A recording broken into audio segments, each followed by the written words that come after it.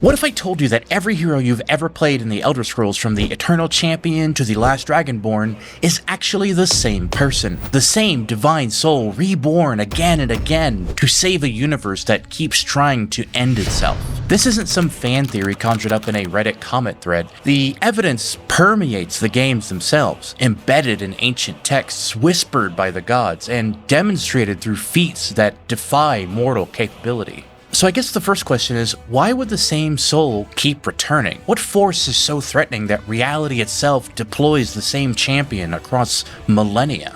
The answer requires us understanding something most players never realize. Every time you boot up an Elder Scrolls game, you're not just entering a fantasy world, you're stepping into the middle of a war that's been raging since before time itself existed. A conflict so fundamental that it shapes every quest, every choice, and every moment of heroism you've experienced. And here's what will really blow your mind. You've been fighting on the same side this entire time, even when you thought you were just exploring dungeons or collecting cheese wheels.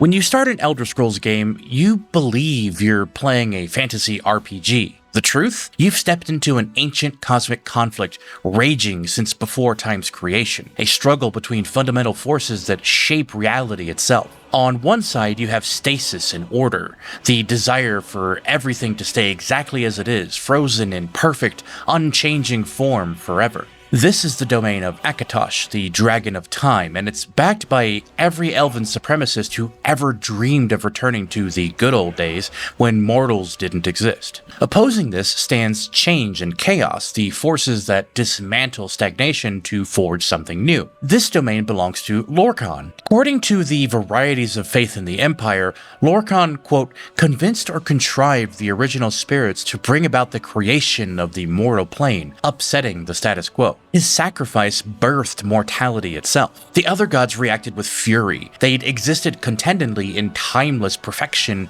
until suddenly finding themselves weakened and bound to a realm of limitation and death. Their vengeance was brutal. They tore Lorkhan apart, ripping out his heart and launching it across the continent like divine artillery. Yet, gods of change possess a particular quality: transformation rather than true death. The Cheirodilic creation myth, Shezarrine's Song, reveals how divine forces fractured along racial lines following this cosmic betrayal. Men's ancestors, quote, praised and cherished their wards, the mortal races, viewing Lorkhan's sacrifice as profound love. Meanwhile, the Aldmer were, quote, disgusted by their enfeebled selves and have dedicated millennia to undoing what they consider the universe's greatest error. Each major crisis throughout Elder Scrolls history reflects this same eternal struggle. Alduin seeks to terminate the Kalpa and freeze time permanently. The Thalmor pursue reality's dissolution, and Dagoth-Ur attempted to impose his singular will across all Morrowind. Whenever stasis verges on triumph, improbable events unfold. A prisoner gains freedom, ancient prophecy activates,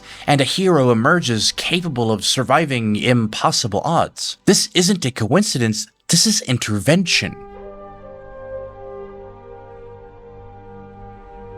You were trying to cross the border, right? Walked right into that Imperial ambush. Consider now the most significant character in Elder Scrolls lore, present in every game yet overlooked by most players: the prisoner. Each Elder Scrolls protagonist begins identically, imprisoned, powerless, forgotten, a clean slate without any predetermined destiny. But you can't bend steel, can you, boy?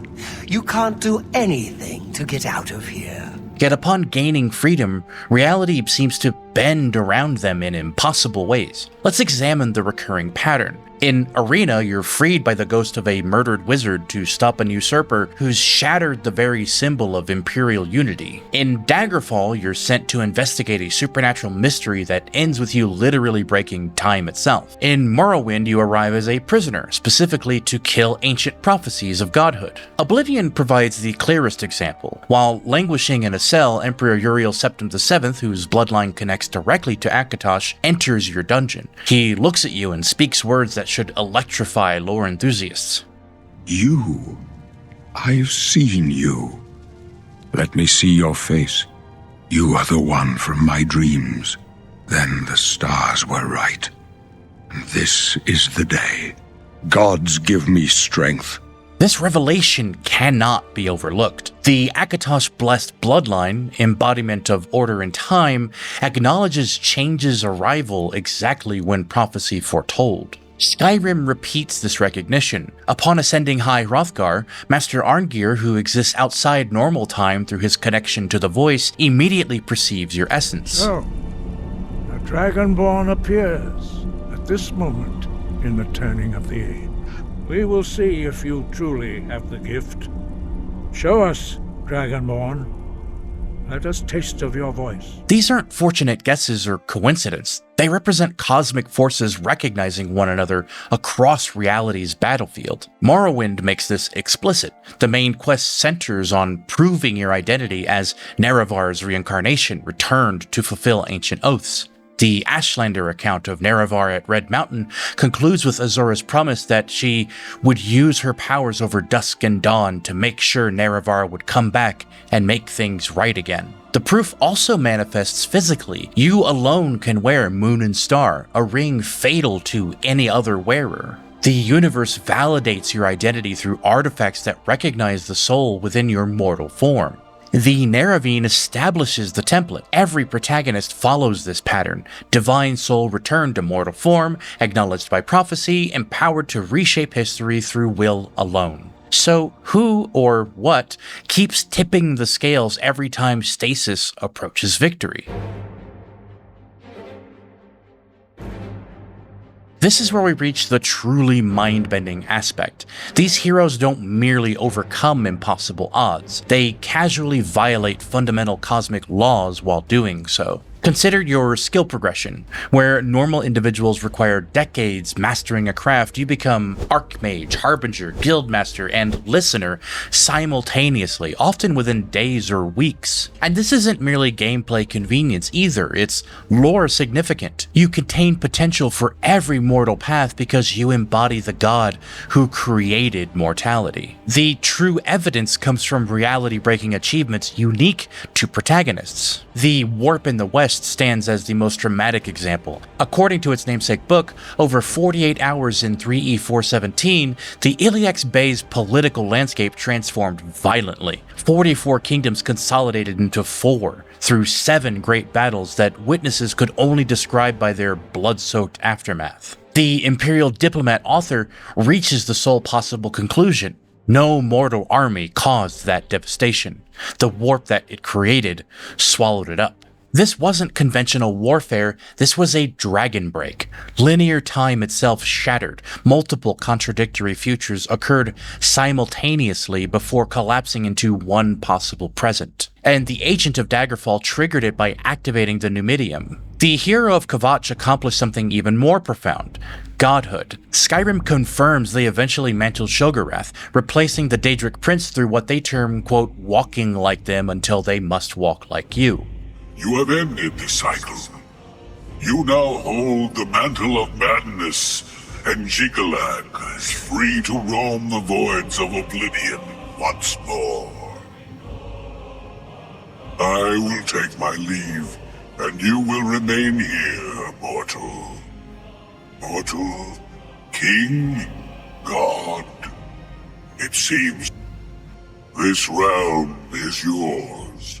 This holds cosmic significance because Shoggorath connects directly to Lorkhan's creation. Varieties of Faith notes that Shoggorath was born when Lorkhan's divine spark is removed, and calls him the Sithis-shaped whole of the world. The Shezarrine, mantling Shoggorath, represents cosmic restoration. The missing god's fragment fills the void created by his absence. Skyrim's Sovngarde provides the most direct evidence. In the Hall of Valor stands Shor's empty throne, Shor being the Nordic name for Lorkhan. Sovngarde's heroes declare that no mortal can gaze upon Shor and survive. Shor's high seat stands empty. His mien is too bright for mortal eyes. Yet the Dragonborn can just sit on that throne without consequence. The assembled heroes await Shor's leadership against Alduin, and that leadership arrives when the player character claims their rightful seat. Shor isn't absent. He stands before his throne, wearing the last Dragonborn's face. These reality-breaking moments aren't just random glitches in the Elder Scrolls Matrix, they're symptoms of something far more profound, something that explains why the same divine soul keeps returning in mortal form. What patterns have you noticed across the games that might hint at this deeper truth? Drop your theories below, because your insights could be the missing link I've been searching for.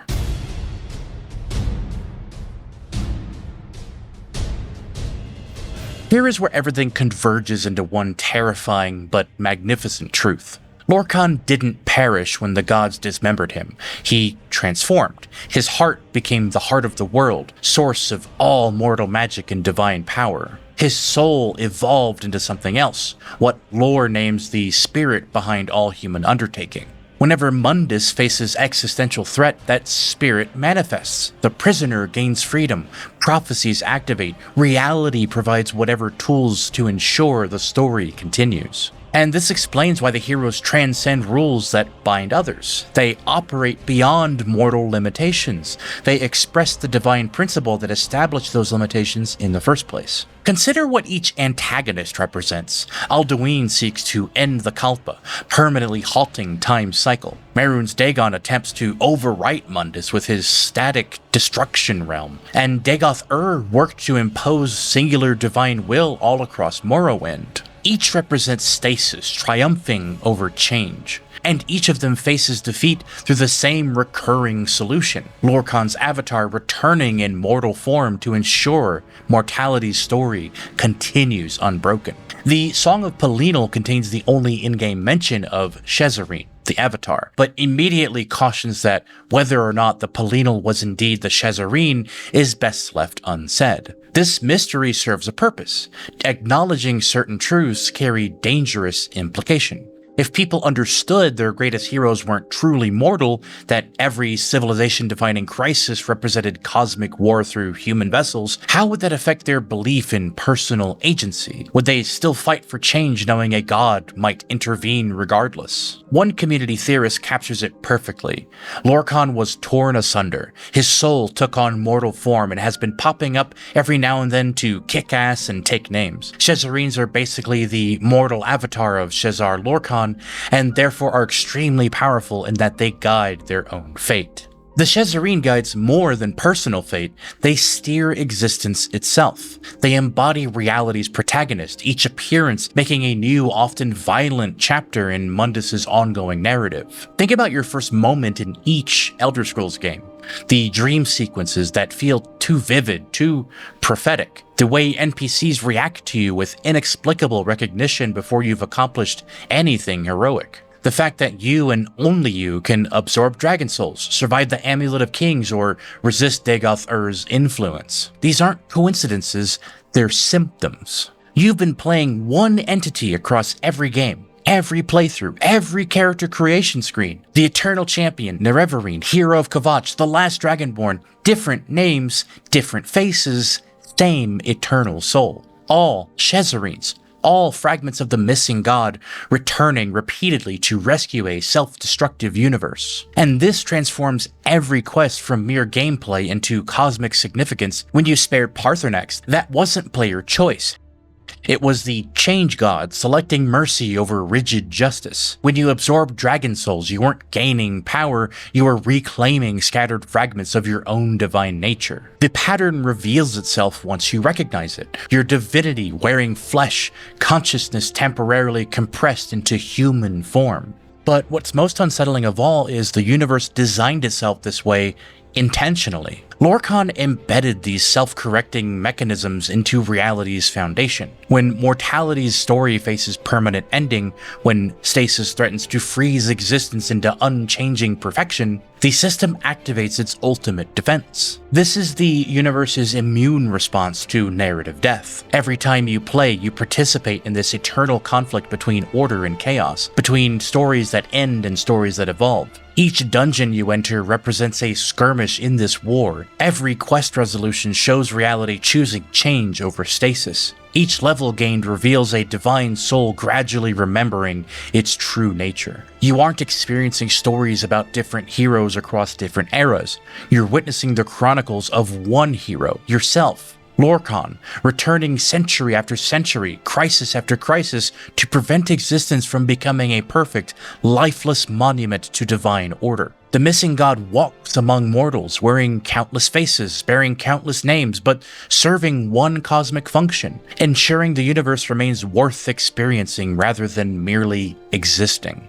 And the most beautiful truth? The cosmos entrusts you with this power because across every incarnation, every crisis, every impossible choice, you consistently select the harder path, the one leading toward growth, change, and stories worth telling. And that's Elder Scrolls' true magic. It doesn't merely let you play a hero, it reveals you as the eternal force ensuring heroes will always exist when existence needs saving most. And if this made you think or changed your perspective, drop a like and check out this video where I expose an insane lie in the main quest of Baldur's Gate 3. It's actually really cool.